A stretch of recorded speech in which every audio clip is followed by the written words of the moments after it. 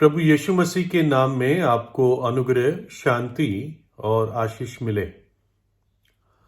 Napoleon Bonaparte के बारे में आपने सुना है और मैंने भी नेपोलियन के बारे में पहले कुछ बातें की है। और नेपोलियन फ्रांस का पुराने समय में एक बहुत बड़ा मिलिट्री जनरल, सेनापति रहा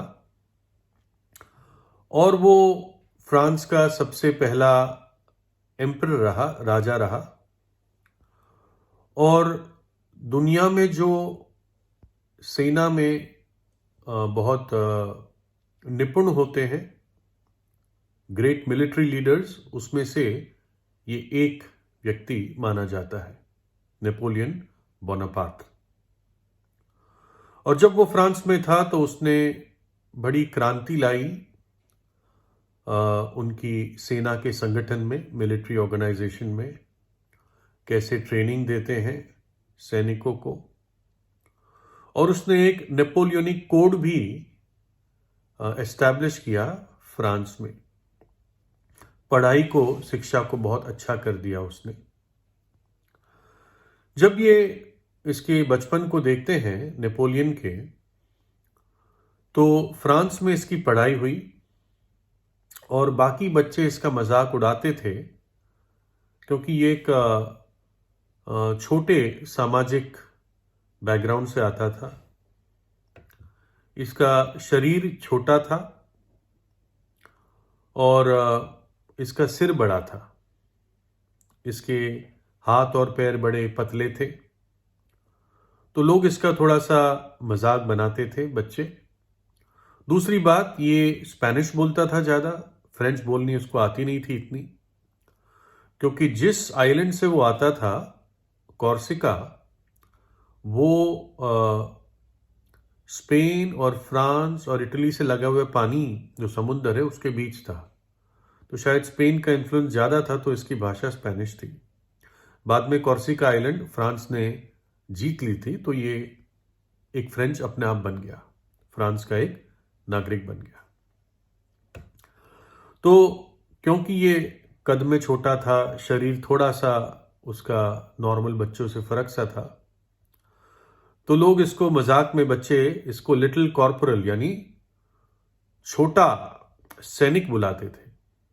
कॉर्पोरल वो होता है जो एक्चुअली युद्ध नहीं करता लेकिन सेना में सर्विस करता है और चीज़ों में, जैसे दफ्तर में या कोई युद्ध के मैदान में नहीं जाता बेसिकली वो, तो उसको छोटा सैनिक करके बुलाते थे। लेकिन फिर भी नेपोलियन पढ़ाई में अच्छा था और उसको बहुत अच्छी पढ़ाई फ्रांस में मिली। जो बच्चे उसका मजाक बना रहे थे वो नहीं जानते थे कि एक दिन ये छोटा सैनिक बहुत बड़ा बन जाएगा और पूरे फ्रांस को राज करेगा। ना केवल फ्रांस को, लेकिन काफी सारे यूरोप पर भी ये अपना कब्जा जमा देगा। जब ये जवानी में पहुंचा तो ये पॉलिटिक्स इसके माइंड में बहुत रहता था, राजनीति, मतलब बहुत इंटरेस्टेड रहता था। विशेषकर उसके आइलैंड जो कॉर्सिका था, उसकी पॉलिटिक्स से ये बहुत ही भावुक रहता था। इसके जो जीवन का पीरियड था, जो इतिहास में रहा, वो 1769 से लेकर 1821 ईस्वी, यानी करीब करीब आज से 200 साल पहले ही उसका देहांत हुआ, है ना। और उसने काफी सारा यूरोप जीत लिया 19वीं सदी में। और उसकी शुरुआत मानो कि एक सैनिक से ही थी, लेकिन धीरे धीरे धीरे वो फ्रेंच रेवोल्यूशन में जो क्रांति हुई थी फ्रांस में, उस क्रांति के समय वो बहुत ऊपर पहुंच गया। और 1799 में, यानी करीब 1800 ही समझ लीजिए, उसने एक तख्त पलट किया और खुद वो राजा बन गया। 1804 में कूप किया और बहुत चालाक था, बहुत महत्वाकांक्षी था और बहुत अच्छा सेना का रणनीति बनाने वाला था। Very skilled military strategist. और अपना राज्य वो यूरोप में बढ़ाता गया। एक कारण ये था कि उसकी जो युद्ध की सारी जो एक्सपीडिशंस रही, कैंपेन्स रहे, वो इसलिए सक्सेसफुल रहे क्योंकि उसके जो सैनिक थे, ट्रूप्स थे, उस पर बहुत भरोसा करते थे और वो बड़ा हीरो था उनके बीच में। दूसरी बात, नेपोलियन अपने आप पे बड़ा एग्रेसिव था, बहुत ही जबरदस्ती और बहुत ही दम लगा के और जोश से काम करता था, सामने वाले को अच्छा लगे या ना लगे। और अगर उसको पता चलता था कि इसके कोई और शत्रु की सेना आगे आ रही है, तो वो तेजी से अपनी सेना ले जाता था, इससे पहले कि वो कुछ कर सके या सोच सके, उन पे हमला करके उनको हरा देता था। लेकिन सब कुछ होने के बावजूद 1815 जून 18 को नेपोलियन को भारी हार मिली और वो एक बहुत फेमस युद्ध है जिसको कहते हैं बैटल ऑफ वाटरलू। इस जगह पर नेपोलियन हरा दिया गया। कुछ देशों के संगठन में, जिसमें इंग्लैंड का एक बहुत अच्छा मिलिट्री जनरल था जिनका नाम था ड्यूक ऑफ वेलिंगटन, उनके हाथ से, और भी देश थे, आई थिंक प्रशिया था, तो नेपोलियन को हार देखनी पड़ी। उसके बाद नेपोलियन बस खत्म सा ही हो गया, है ना। इतिहास ऑफ कोर्स उसको याद रखता है क्योंकि बहुत बड़ा मिलिट्री जनरल रहा, बहुत सारी उसने जीते पाई और फ्रांस में उसने बहुत कंट्रीब्यूशन किया, है ना। तो जिस इंग्लैंड के जनरल ने उसको हराया, उनका नाम था ड्यूक ऑफ वेलिंगटन, जिसके ये एक टाइटल था, पदवी थी, लेकिन उनका रियल नाम था आर्थर वेलेस्ले। और ये भी बहुत ही शानदार मिलिट्री जनरल थे, बहुत ही अच्छी स्ट्रैटेजीज थी इनकी कि नेपोलियन जैसे आदमी को ये हरा पाए। इतना ही नहीं, ये ड्यूक ऑफ वेलिंगटन बाद में इंग्लैंड के 2 बार प्राइम मिनिस्टर रहे 1800 वाले टाइम में। तो वाटरलू में नेपोलियन की हार हुई। 51 साल की उम्र पे वो मर गया। जब भी नेपोलियन दुनिया के मैप को देखता होगा तो बताया जाता है वाटरलू को देखकर वो दुखी होता होगा। वाटरलू ना होता तो मैं हारता नहीं। जो परिस्थितियां जो भी हुई वाटरलू पे, उससे नेपोलियन हारा और उसके सामने उसके टक्कर से भी बढ़कर एक और जनरल आया जो ड्यूक ऑफ वेलिंगटन था, है ना। तो ये तो नेपोलियन के बारे में था, उसकी हार के बारे में था। नक्शे में एक ऐसी जगह थी, एक ऐसा बिंदु था जो उसको उसकी हार की याद दिलाता था, है ना। बाइबल एक शत्रु के बारे में बात करती है जो मनुष्य की आत्माओं का शत्रु है। वो मनुष्य से घृणा करता है क्योंकि मनुष्य परमेश्वर की सृष्टि है, और क्योंकि वो शत्रु परमेश्वर का शत्रु है, इसलिए वो हमारा भी शत्रु है। वो पूरी कोशिश करता है कि मनुष्य नाश हो जाए, वो नरक में चला जाए। इसलिए अपनी बहुत सारी रणनीतियां वो करता है और उसका नाम है शैतान। सब बुराइयों को वो दुनिया में लाता है और ये एक बहुत बड़ा सामर्थी स्वर्गदूत था जिसने बहुत सारे और छोटे स्वर्गदूतों को लेकर उनको बहकाकर परमेश्वर के विरोध में बलवा किया। और आज जो भी, और वो परमेश्वर की फिर दृष्टि से और उपस्थिति से जिस स्थान में वो था, जिस पदवी में था, उसको वहां से हटा दिया गया। और आज वो पृथ्वी के वातावरण में ये आत्माएं घूमती हैं और बुराइयों को फैलाती है कि मनुष्य उलझा रहे, पापों में उलझा रहे, बुराई में उलझा रहे, गंदगी में उलझा रहे, एक दूसरे से घृणा करने में, मारने में, युद्ध करने में, और आखिर में खत्म होकर पाप में मर जाए और नरक चला जाए। वो इस काम में लगा हुआ है ना। आप सोचोगे कि ये तो कोई बात नहीं, बच्चों को डराते हैं, राक्षस से ऐसे डरा रहे हो, है ना। ये बात मैं तो सिर्फ बाइबल के बेस पर जो सत्य लिखा है वो बता रहा हूं।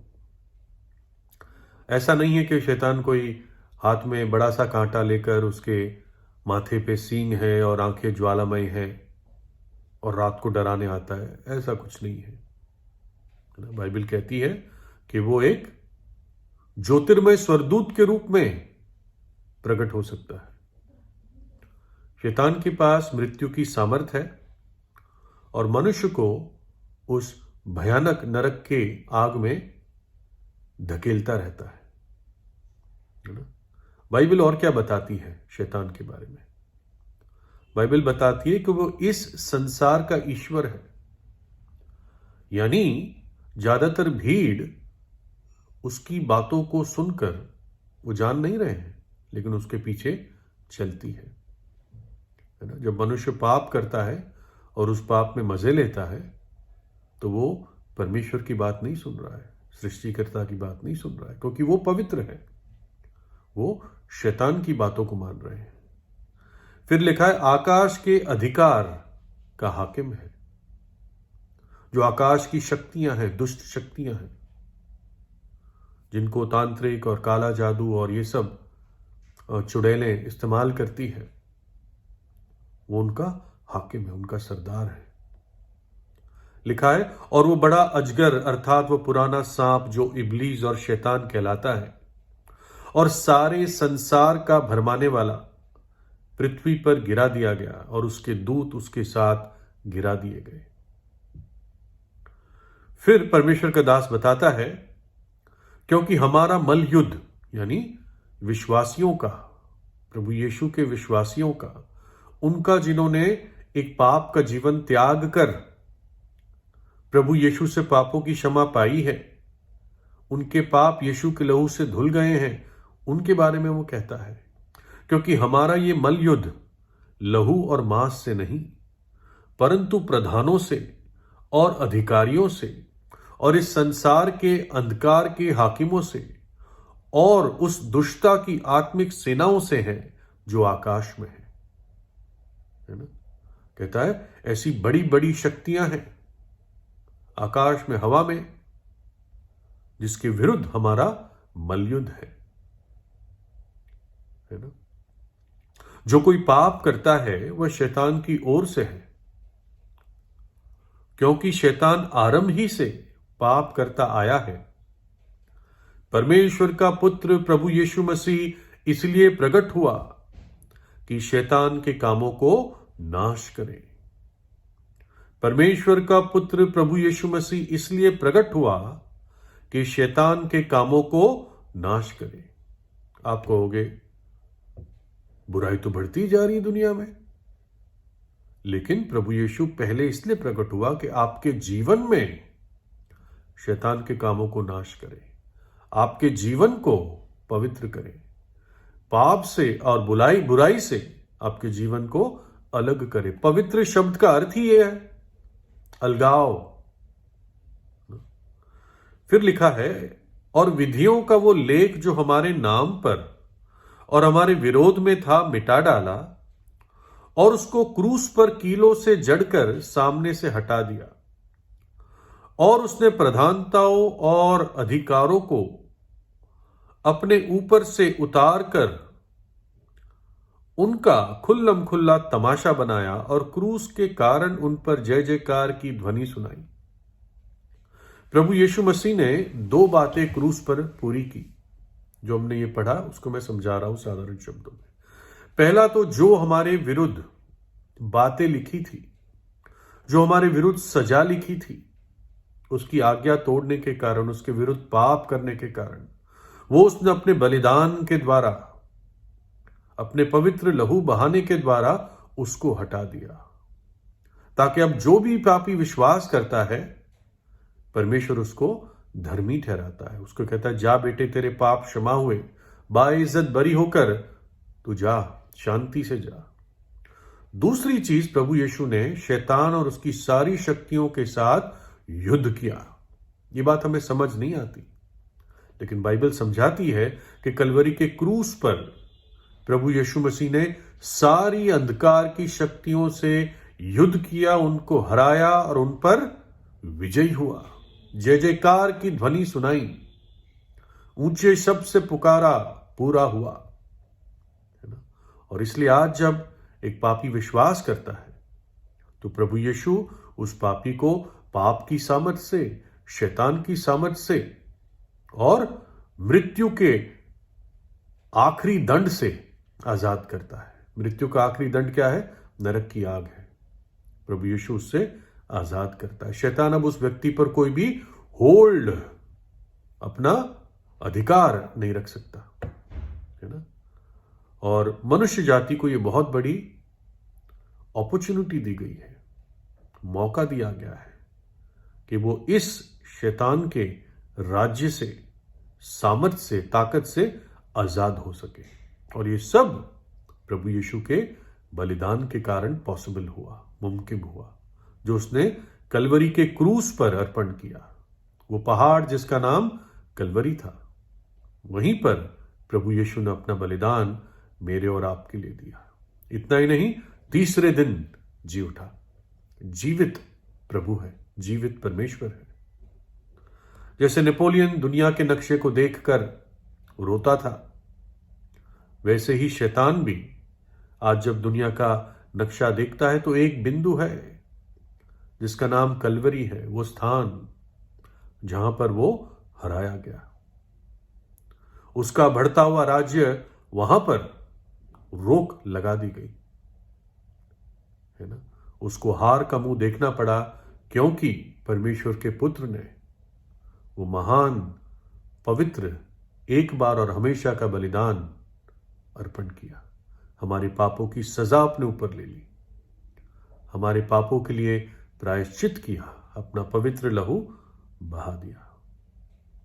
और आखिर में सच बात यह है, जैसे लिखा है, और उनका भरमाने वाला शैतान आग और गंधक की उस झील में डाल दिया गया। आखिर में शैतान भी उसी आग की झील में डाला जाएगा। वो आग की झील बनाई गई उसके और उसके दूतों के लिए। तो इसलिए आज अपने पापों से पश्चाताप कीजिए, है ना। शैतान की बातों में ना रहिए। अंधकार और दुष्टता ये एक हकीकत है, उनका कराने वाला भी एक हकीकत है, कहानी नहीं है, कोई फिलॉसफी नहीं है। वास्तव में वो एक आत्मा है ना। और प्रभु यीशु हमें उससे बचाता है, सुरक्षित रखता है। और इसलिए प्रभु यीशु को अपने हृदय में बुलाएं, ताकि कोई और आत्मा आपके हृदय में ना आ पाए। प्रभु यीशु पवित्र है, वो आपके जीवन को पवित्र करता है। आज ही उससे प्रार्थना कीजिए। प्रभु यीशु आपको आशीष दे।